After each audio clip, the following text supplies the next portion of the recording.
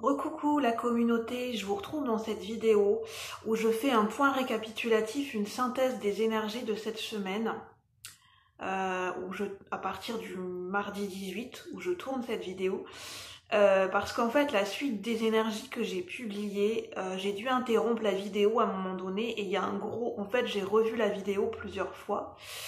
Je comptais la laisser telle quelle, mais je vais quand même faire un point récapitulatif parce qu'il y a un gros décalage entre le visuel et le son, ça ne suit pas du tout. Ce qui fait qu'à certains moments, je peux montrer certaines cartes et c'est pas du tout en rapport avec ce que je suis en train de vous dire. Donc je pense que ça peut être très perturbant et très difficile à suivre. Et je trouve que c'est pas très correct de laisser ça tel quel. J'ai pas envie j'ai envie que vous ayez toutes les informations et que vous puissiez voir toutes les cartes. Donc je vais essayer de faire un point récapitulatif comme je peux. Parce que le souci, c'est que, enfin, c'est pas un souci, mais quand je canalise des messages, je canalise à un instant T. Je ne retiens pas exactement ce que je suis en train de dire. En fait, les messages, je les sors naturellement à un instant T, au moment où je canalise. Donc après, quand je dois reprendre, ça sera pas exactement la même chose. Donc je vais essayer de récapituler. Donc je vais vous montrer les cartes.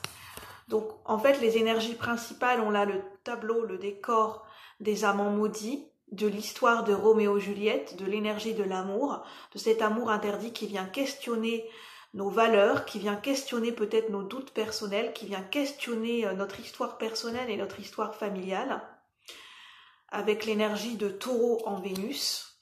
Je vous montre l'énergie de Vénus, oui, Vénus en Taureau, avec le bouleversement d'Uranus, avec le signe du Verseau qui est une énergie non conventionnelle, pour apporter de la nouveauté, du changement.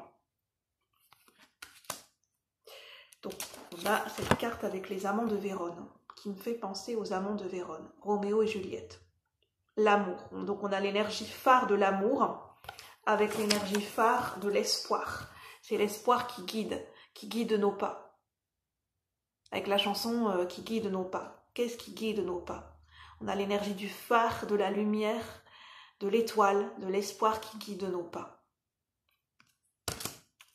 On a des énergies de changement avec cette cigogne, de changement, ça peut être d'emménagement, de déménagement, de changement peut-être radicaux, de changement de vie, changement de lieu de vie, ça peut être des naissances, la naissance d'un projet, la naissance d'un enfant qui vient bousculer un petit peu une organisation familiale et une organisation personnelle, pour une bonne raison. Et on nous dit « rien n'est impossible ». C'est cette phrase, si tu peux le rêver, alors tu peux le construire. Si tu peux le rêver, alors si tu peux le visualiser, alors tu peux le mettre en marche. Marcher sa vérité. Honorer, marcher sa vérité. Venant, je pense, de la sagesse amérindienne. Et on est soutenu par la sagesse ancestrale. Et on a la souveraine, le doux pouvoir. Tout est amené à muter, à se transformer, à évoluer et à changer de cycle avec l'énergie du papillon, l'énergie de la transformation.